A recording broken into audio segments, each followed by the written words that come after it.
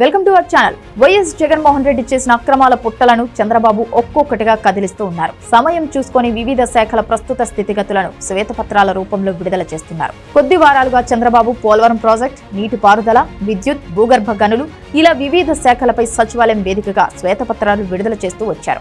మొత్తం 7 శ్వేతపత్రాలకు గాను 4 పత్రాలను సీఎం సచివాలయం వేదికగానే విడుదల చేశారు. ఇక మిగిలిన శ్వేతపత్రాలను ప్రభుత్వం అసెంబ్లీలోనే విడుదల చేయాలని నిర్ణయించింది. మరో 2 రోజుల్లో ఏపీ అసెంబ్లీ సమావేశాలు ప్రారంభం కాబోతున్నాయి. అందుకే సభలోనే పవర్ పాయింట్ ప్రెజెంటేషన్ ద్వారా శ్వేతపత్రాలను చంద్రబాబు విడుదల చేయనున్నారు.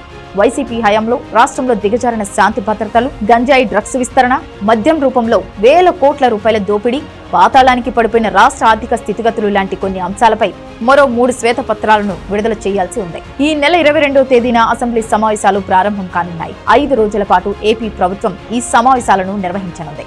ఈ సమావేశాల్లోనే ఏపీ ప్రభుత్వం శ్వేతపత్రాలను ప్రవేశపెట్టాలని నిర్ణయించింది. అసెంబ్లీలో వైఎస్ఆర్సీపీ కూడా ఉంటుంది కాబట్టి తాము లేవనెత్తిన అంశాలపై వివరణలు ఇచ్చుకోవడానికి వారికి కూడా అవకాశం ఉంటుందని టీడీపీ నేతలు చెబుతున్నారు. దాంతో ప్రజలకు వాస్తవాలు అర్థమవుతాయి. అసెంబ్లీలో ప్రజాస్వామ్యబద్ధంగా చర్చ నిర్వహించాలనుకుంటున్నందున వైసీపీ కూడా అందుకు సహకరిస్తుందని అనుకుంటున్నట్లు టీడీపీ నేతలు చెప్పారు. సభలో మొదటి రోజు ఉభయ సభల సభ్యులను ఉద్దేశించి గవర్నర్ అబ్దుల్ నజీర్ ప్రసంగిస్తారు. రెండో రోజు గవర్నర్ ప్రసంగానికి ధన్యవాదాలు తెలిపే తీర్మానంపై చర్చించి ఆమోదిస్తారు.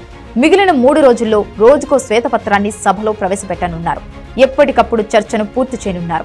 దీంతో వైసీపీ అధినేత జగన్ కు ఇప్పుడు వైసీపీలో అసలు సవాలు ఎదురుకానుంది. అధికార పక్షం అసెంబ్లీలో గత పాలన గురించిన ప్రశ్నలు లేవనెత్తుతుంటే అసెంబ్లీలో వైసీపీకి ఉన్న 11 మంది ఎమ్మెల్యేలతో జగన్ ఏం చేయగలరనే ప్రశ్న తలెత్తుతోంది.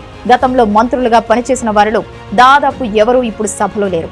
కనీసం అప్పట్లో రైట్ హ్యాండ్ తరహాలో ఉండే గడికోట శ్రీకాంత్ రెడ్డి కూడా లేరు. కాబట్టి ఎక్కువ ప్రశ్నలకు జగనే సమాధానం చెప్పాల్సి ఉంటుంది.